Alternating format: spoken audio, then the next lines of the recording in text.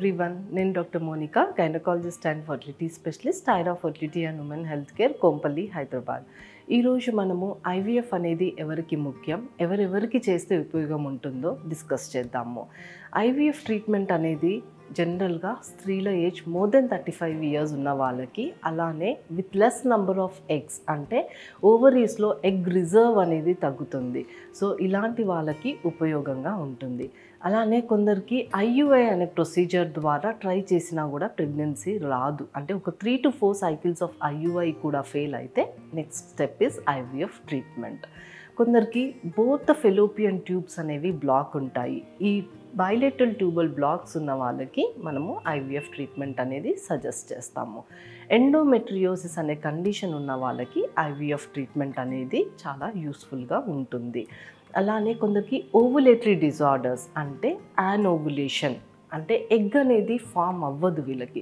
So ఇలాంటి వాళ్ళకి, కొందరికి ఎగ్ అనేది టైంకి రిలీజ్ అవ్వదు. సో ఇలాంటి వాళ్ళకి మనము ఐవీఎఫ్ ట్రీట్మెంట్ అనేది సజెస్ట్ చేస్తాము. అన్ఎక్స్ప్లెయిన్డ్ ఇన్ఫర్టిలిటీ అంటే కొందరికి ఫర్టిలిటీ ప్రాబ్లమ్స్కి మనకి ఒక కాజ్ అనేది తెలీదు. సో ఇలాంటి వాళ్ళకి ఐవీఎఫ్ ట్రీట్మెంట్ అనేది యూస్ఫుల్గా ఉంటుంది. మేల్స్లో కొందరికి అజోస్పర్మియా అంటే స్పర్మ్స్ అనేవి ఉండవు, కొందరికేమో లో కౌంట్ అనేది ఉంటుంది. సో ఇలాంటి వాళ్ళకి ఐవీఎఫ్ ట్రీట్మెంట్ అనేది చాలా ఉపయోగంగా ఉంటుంది. సీమెన్ శాంపుల్స్లో మనకి స్పర్మ్ క్వాలిటీ అనేది చాలా తక్కువగా ఉంటుంది. సో వీళ్ళకి కూడా మనము ఐవీఎఫ్ ట్రీట్మెంట్ ద్వారా ప్రెగ్నెన్సీ అనేది ట్రై చేయొచ్చు. కొందరికి స్పర్మ్ మూమెంట్ అనేది తక్కువగా ఉంటుంది. సో అబ్నార్మల్ మూమెంట్ ఉన్న వాళ్ళకి కూడా మనము ఐవీఎఫ్ ట్రీట్మెంట్ అనేది సజెస్ట్ చేస్తాము. కొందరికి ఉమెన్కి ఎగ్ అనేది బాడీలో అంటే ఫినిష్ అయిపోతాయి, అంటే ఎగ్ అనేది మొత్తము ప్రొడ్యూస్ అవ్వదు. సో ఈ డోనార్ ఐవీఎఫ్ ద్వారా వీళ్ళకి ఎగ్స్ తీసుకొని మనము ఐవీఎఫ్ ట్రీట్మెంట్ ద్వారా ప్రెగ్నెన్సీ అనేది ట్రై చేయొచ్చు.